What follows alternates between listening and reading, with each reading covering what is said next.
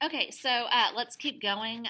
Remember, guys, Elizabeth, she lives in extreme poverty, and it's during the Great Depression. She feels kind of this affront that amid all this squalor and all this ugliness in which they live, Miss Lottie would have grown flowers, and she feels the need to destroy this because it doesn't fit into a lifestyle that she's used to, and it doesn't fit into a lifestyle that she'll think that she'll ever achieve.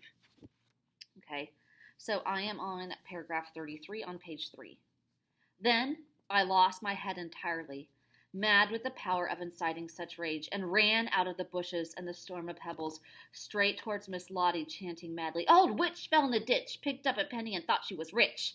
The children screamed with delight, dropped their pebbles, and joined in the crazy dance, swarming around Miss Lottie like bees and chanting, "Old lady witch," while she screamed curses at us.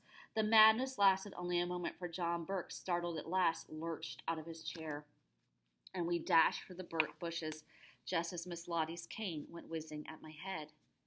I did not join the merriment when the kids gathered again under the oak in our bare yard. Suddenly I was ashamed, and I did not like being ashamed. The child in me sulked and said it was all in fun, but the woman in me flinched at the thought of this malicious attack that I had led. Okay, so again, loss of innocence. She's a child, yet she's turning into a woman. The mood lasted all afternoon. When we ate the beans and rice that was supper that night, I did not notice my father's silence, for he was always silent these days. Nor did I notice my mother's absence, for she always worked until well into evening. Joey and I had a particularly bitter argument after supper. His exuberance got on my nerves. Finally, I stretched out upon the pallet in the room we shared and fell into a fitful doze. When I awoke, somewhere in the middle of the night, my mother had returned, and I vaguely listened to the conversation that was audible throughout the thin walls that separated our rooms.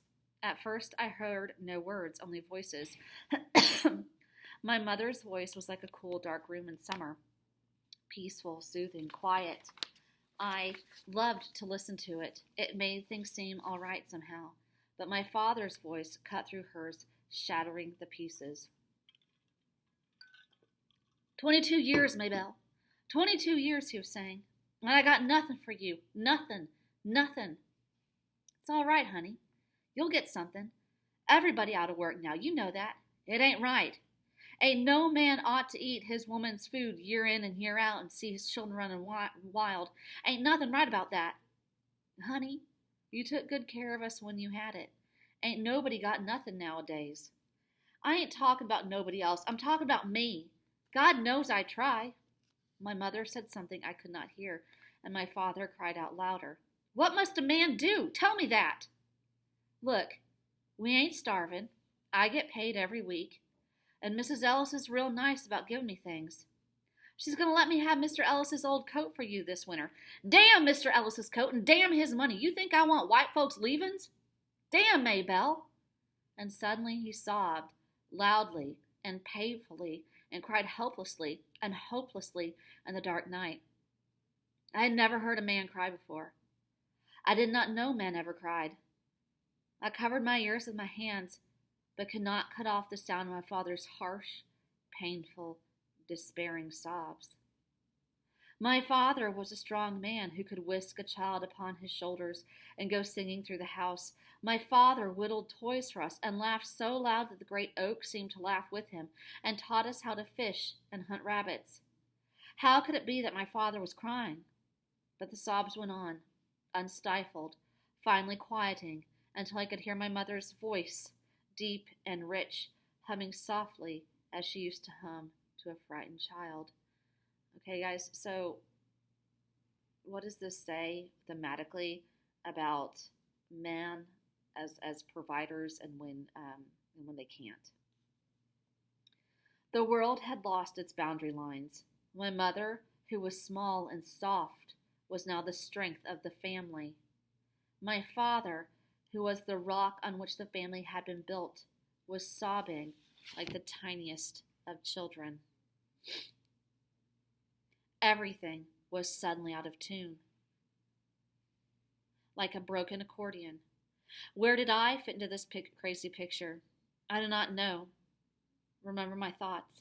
only a feeling of great bewilderment and fear.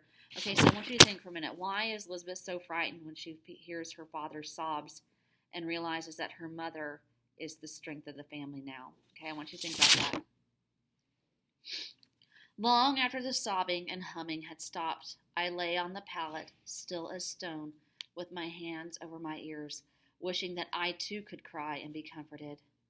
The night was silent now, except for the sound of the crickets and of Joey's soft breathing, but the room was too crowded with fear to allow me to sleep, and finally feeling the terrible aloneness of 4 a.m., I decided to awaken Joey.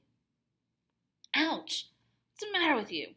What you want? He demanded disagreeably when I pinched and slapped him awake. Come on, wake up. What for? Go away. I was lost for a reasonable reply. I could not say, I'm scared and I don't want to be alone, so I merely said, I'm going out. If you want to come, come on. The promise of adventure awoke him, going out now. Where to, Elizabeth? What are you doing? I was pulling my dress over my head. Until now I had not thought of going out. Just come on, I replied tersely. I was out the window and halfway down the road before Joey caught up with me. Wait, Elizabeth, where are you going? I was running, as if the Furies were after me, as perhaps they were, running silently and furiously until I came to where I had half known I was headed, to Miss Lottie's yard. The half-dawn light was more eerie than complete darkness, and in it the old house was like the ruin of my world had become. Foul and crumbling, a grotesque caricature. It looked haunted, but I was not afraid because I was haunted too. Elizabeth, you lost your mind, panted Joey. I had indeed lost my mind, for all the smoldering emotions of that summer swelled in me and burst the great need for my mother, who was never there, the hopelessness of our poverty and degradation, the bewilderment of being neither child nor woman, and yet both at once, the fear unleashed of my father's tears, and these feelings combined in one great impulse towards destruction. Okay, guys, she's growing up. Growing up is hard. Elizabeth! I leaped furiously into the mounds of marigolds and pulled madly, trampling and pulling and destroying the perfect yellow blooms. The fresh smell of early morning and the dew-soaked marigolds spurred me on as I went tearing and mangling and sobbing, while Joey tugged my dress or my waist, crying, Elizabeth, stop! Please stop! And then I was sitting in the ruined little garden, among the uprooted and ruined flowers, crying and crying. And it was too late to undo what I had done. Joey was sitting beside me then, silent and frightened, not knowing what to say. Then Elizabeth, look!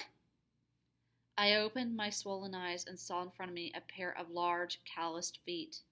My gaze lifted to the swollen legs, the age-distorted body clad in tight cotton nightdress, and then the shadowed Indian face surrounded by stubby white hair. And there was no rage in the face now that the garden was destroyed, and there was nothing any longer to be protected. Miss Lottie! I scrambled to my feet and just stood there and stared at her, and that was the moment when the childhood faded and the womanhood began. The violent, crazy act was the last act of childhood, for as I gazed at the immobile face with the sad, weary eyes, I gazed upon a kind reality which is hidden to childhood. The witch was no longer a witch, but only a broken old woman who had dared to create beauty in the midst of ugliness and sterility. You need to underline that. She had been born in squalor and lived in it all her life. Now, at the end of her life, she had nothing except a falling down hut, a wrecked body, and John Burke, the mindless son of her passion. Whatever verve there was left in her, whatever was of love and beauty and joy that had not been squeezed out by life, had been there in the marigolds she had so tenderly cared for. Of course, I could not express the things that I knew about Miss Lottie, as I stood there awkward and ashamed. The years had put words to the things I knew in that moment, and as I look back upon it, I know that the moment marked the end of innocence. Innocence involves an unseeing acceptance of things at face value and ignorance of the area below the surface. In that humiliating moment, I looked beyond myself and into the depths of another person. This was the beginning of compassion, and one cannot have both compassion and innocence. Do y'all remember when we read on compassion and how compassion is something that's learned? Okay, you can't have compassion and innocence. You just can't. The years have taken me worlds away from the time and that place, from the dust and squalor of our lives, and from the bright thing that I destroyed in the blind, childish striking out at God knows what. Miss Lottie died long ago, and many years have passed since I last saw her hut, completely barren at last. For despite my wild contrition, she never planted marigolds again. Yet there were times when the image of those passionate yellow mounds returned with a painful poignancy.